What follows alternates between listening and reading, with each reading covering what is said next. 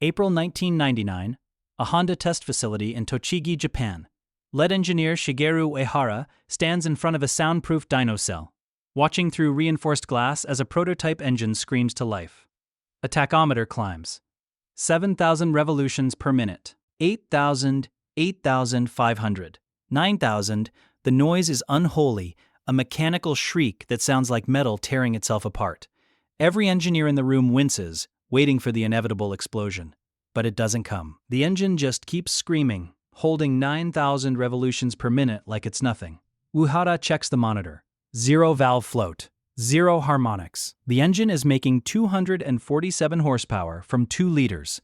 Naturally aspirated, that's 123.5 horsepower per liter, the highest specific output of any naturally aspirated production car engine ever built at the time. One engineer breaks the silence. This shouldn't be possible. Uehara nods. He knows. According to every textbook, every formula, every piece of conventional wisdom, what they just built violates the fundamental laws of engine physics. Piston speeds at 9,000 revolutions per minute should destroy the bottom end. Valve springs should float, the harmonics alone should shake the engine to pieces. But Honda's engineers had read those books and they decided the laws of physics were more like guidelines. This is the story of the F20C, the engine that shouldn't exist, the motor that rewrote what was possible from a 4-cylinder, and why Honda's own engineers called it the apex before intentionally making sure they could never build anything like it again. The NSX problem and Honda's identity crisis. To understand why Honda built the F20C, you need to understand the existential crisis they faced in the mid-1990s. The NSX, Honda's aluminum-bodied supercar, had launched in 1990 to critical acclaim. It was beautiful, reliable, and easy to drive. But it had one problem. It wasn't fast enough. The NSX's C30 AV6 made 270 horsepower from 3 liters. Impressive for 1990.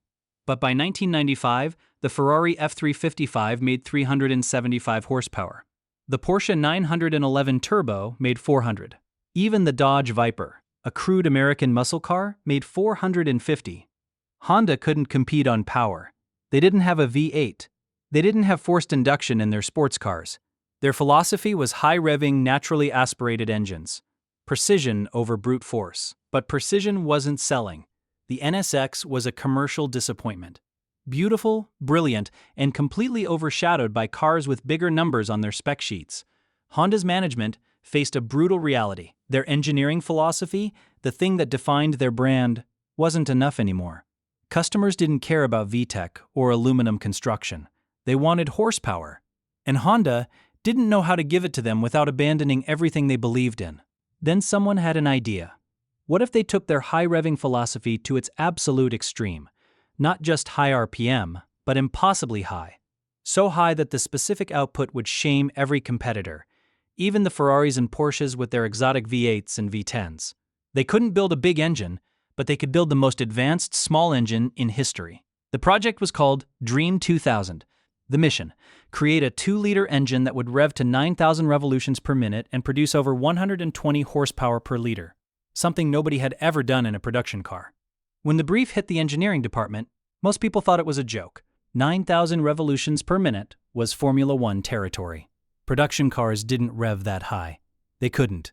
The mechanical stresses would destroy the engine in hours. But Uehara, the man who led NSX development and revolutionized aluminum chassis construction, believed it was possible, and he assembled a team of Honda's most brilliant engineers to prove it. What they were about to attempt would require reinventing almost every component of a traditional piston engine. The piston speed problem nobody could solve. The first problem was basic physics. Piston speed. When an engine revs, the pistons move up and down. The faster the engine revs, the faster the pistons move. This is called mean piston speed, measured in feet per minute or meters per second.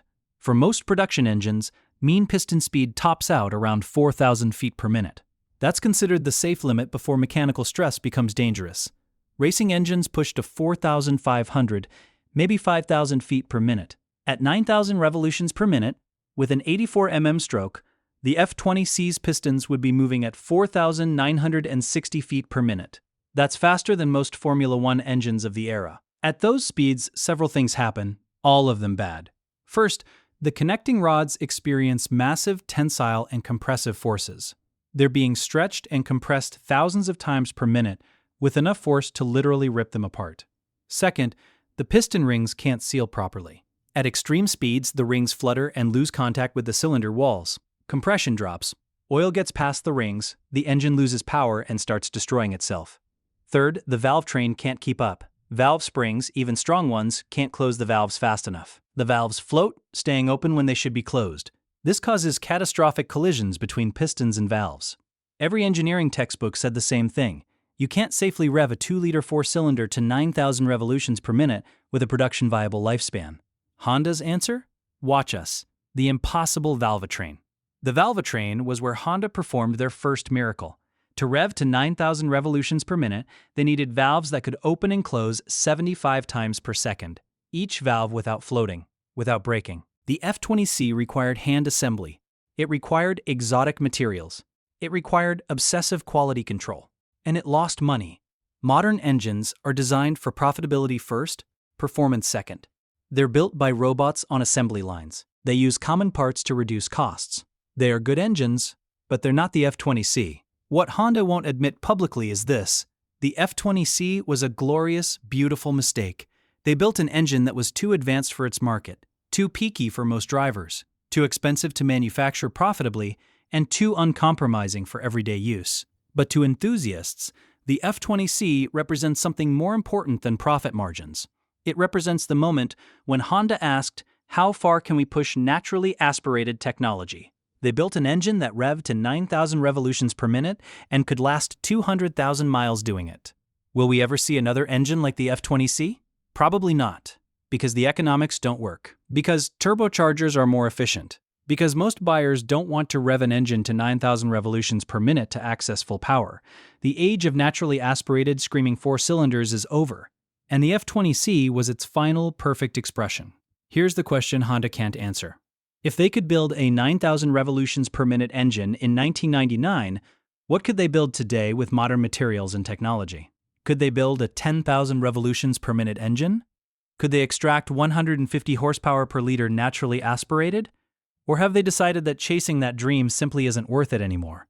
Was the F20C ahead of its time? Or the last of its kind? Drop your take in the comments. Was the F20C the greatest 4-cylinder ever built?